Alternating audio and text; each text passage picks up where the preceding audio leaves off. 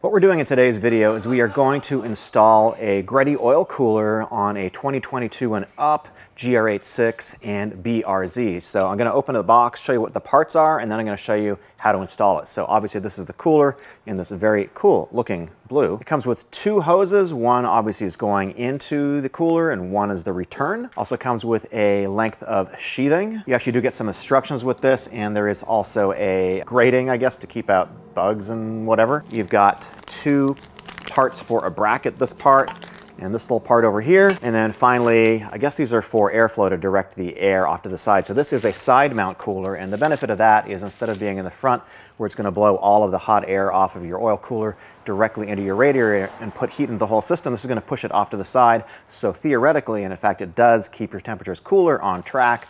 What Counterspace Garage is seeing is about 220 degrees on track at full throttle for like 50 seconds or so. So it's a pretty effective cooler. So you got a sandwich plate over here where the oil is gonna go in and out, and I believe this is a spacer. You got a lot of miscellaneous hardware too, and some zip ties, because who doesn't need zip ties? So the first thing we're gonna do is we are gonna take the bumper off. That is gonna be a lot of fun. There's a bunch of little clips in here, and we're gonna use a 10 millimeter on all these bolts on the top. We're going to take out the fender liner, so we have these little plastic rivets, and what we're going to do is just use a little punch just to pop them out like so.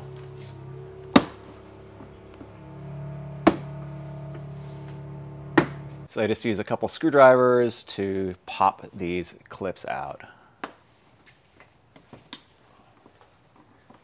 Keep them organized. So we're just popping out this little side panel here on both sides. Okay, so that's the whole thing. Okay, yeah. Yep. Disconnect. And you just kind of jiggle it a little bit. Got it. And then you just got to disconnect the little marker lights, which we got, and that's it. So that's how the bumper comes off. So what we're going to do next is we are going to assemble the oil cooler with these different parts here. So we're going to make like a little assembly with the oil cooler. So we're starting with this bracket here. You get these instructions here that kind of show you exactly how to make it. So that's essentially what it's going to look like. So we're going to build it, and then we're going to install it in the car.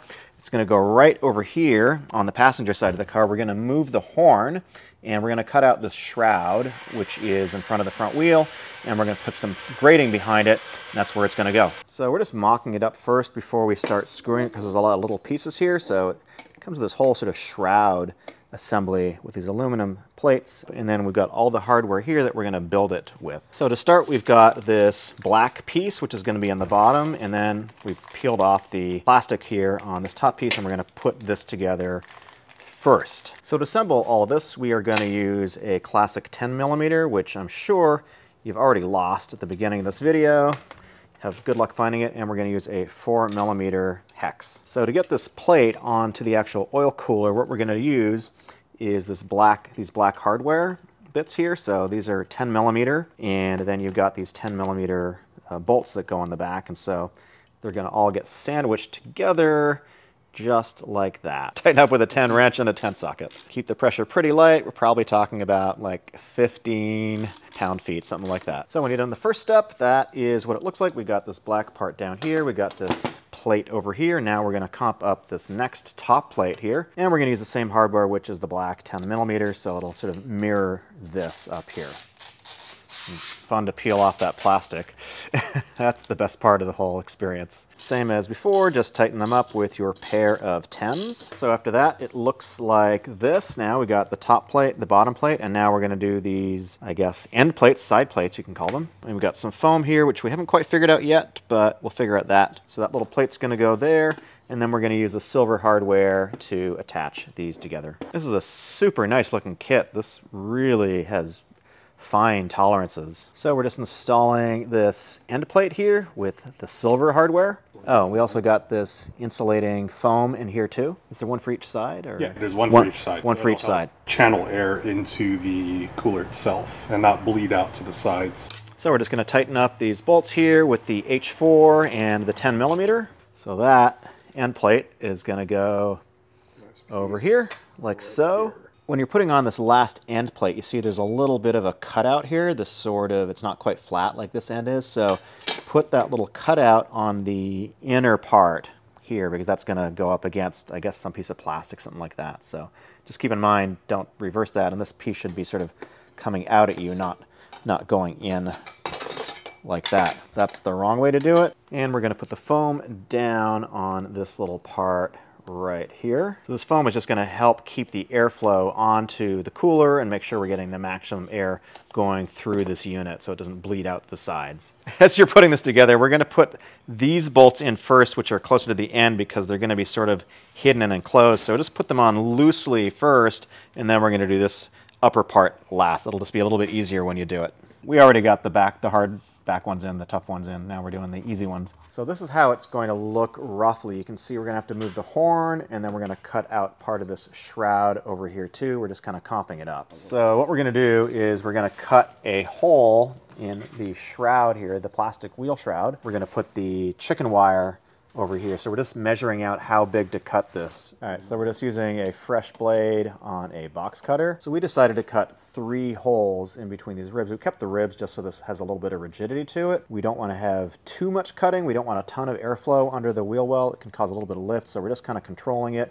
You can cut it as big as you like, but this is what we decided would be probably a pretty good amount for this car. So we decided to go with 4 holes, and we're just drilling on the side of the shroud, this plastic shroud, so that we can zip tie the chicken wire to the plastic shroud. We've put this chicken wire on here. We basically cut 4 holes, what we decided to do, and then we drilled a series of holes down each rib. So now we've got this thing on here. It's pretty solid, and it's not going to come off. So we put this bracket on here. We just have it sort of comped up loosely with this large bolt. That's probably like a 13 or probably a 14, 12, I'm not quite sure.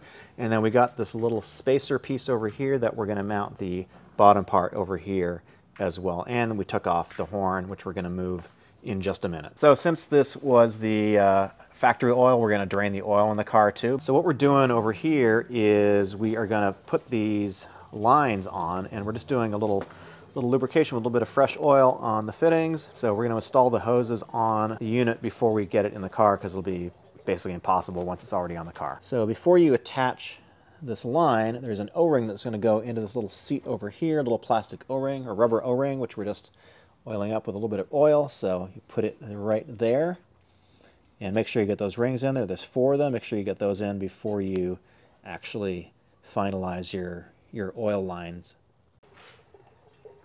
So we're just using a adjustable box wrench to get these fittings on. You'll see in a second how we're setting it up. So this angle is kind of coming a little bit. This is going to go through the front like that. This one is sort of going to the back. That seems to be what the instructions are saying, so that's how we're setting it up. So we're going to remove this little piece over here, which is directing the airflow into the radiator. So that comes out, and to get that out, we need to go over here, take this top piece off, and there's a little clip in there that we are going to remove to get that piece out. So we just took off the air snorkel here just to make life a little bit easier, and here is this little clip in here. It's kind of hard to see, but there, we just got it off like that. So for this little arrow piece on the driver's side, what we're doing is we're cutting it so that there's going to be a little space for the hoses to go underneath it. So what we're doing now is we've taken the oil filter off. We're installing the thermostat. There is a little rubber O-ring that we put on the bottom there, and then we're screwing in this adapter piece here into the top of it. So it's going to look like that. Then we're going to tighten it down. And to tighten this down, we're going to use a 27 millimeter. So what we're doing now is we're putting on this adapter plate where the oil lines are going to go in, and we're screwing in this piece here. And we tightened up these pieces here too, just to make sure that they don't leak. So we're going to hook up the lines now. So we're looking at the diagram here. So on the side, which is on the passenger side, the far side, that's the A line. And then you can see the A line and the B line, how they run. And so they're going to hook up to, the A line is going to hook up to this side over here, and the B line here. So if we go over here, it's going to be, this is going to be the A line, and this is going to be the B line. It's going to start here. The A line is going to take the longer route, and it's going to go around here, and it's going to go around the reservoir, I think. Is that right? Around the reservoir, and then it's going to go up into there and into here. So that's how we're going to route it. So we're putting it I don't know if you can see it, we're putting it onto that little raised stud thing, whatever you call that, down there. A little bit difficult to see, so you just got to sort of thread it onto there. We moved that hose, as you can see here, so it avoids the crash beam. So it sort of goes at this angle, and then we're just attaching it to this bracket here. We're just fitting it up loosely right now before we do anything final. So that's the stand right there that you can see in the middle of the picture. So that is what the bottom bracket is going to mount on. And you can see, it's a little difficult to see how this side, this line, sort of goes under and behind. Right there, it's a little bit dark. And then the other line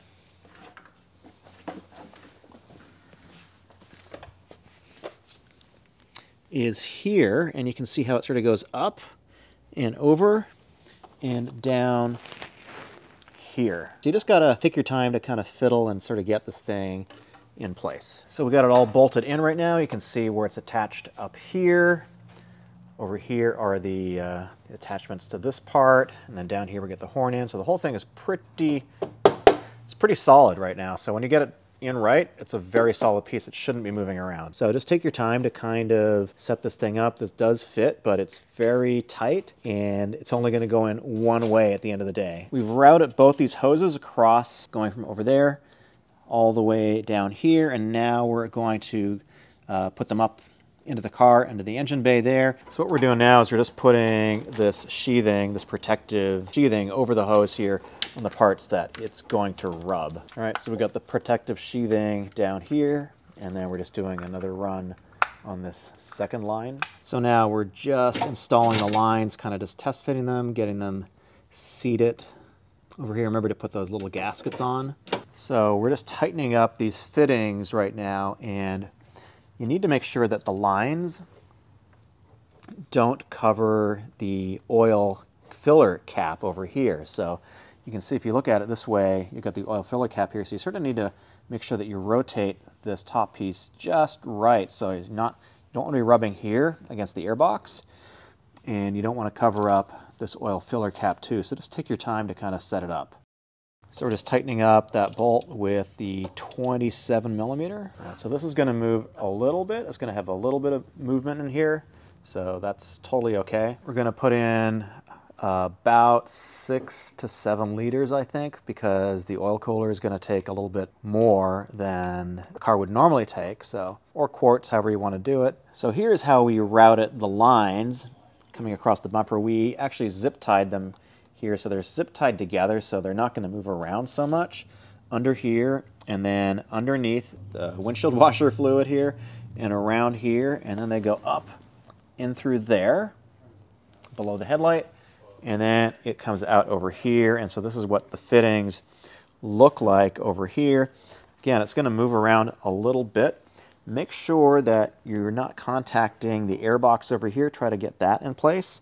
And then also with the AC line here too, we sort of did a little zip tie situation here to make sure that this is not touching this coolant line coming off the AC. So you want to basically, and also over here with this connector, try to want to make sure it's just not touching these things as much as possible. So this little piece on the bumper here needs to come out because it's going to interfere with this over here. So this is on the the passenger side of the bumper. So it just comes out with a Phillips. There we go. So that piece comes out. If you want to get your own Greddy oil cooler kit, they are available and they're in stock at Counterspace Garage. Let me know if you found that helpful, and if you're looking for more maintenance videos on the GR86, I've got a brake pad series that's going to be coming up. Click right over here. Thanks for watching.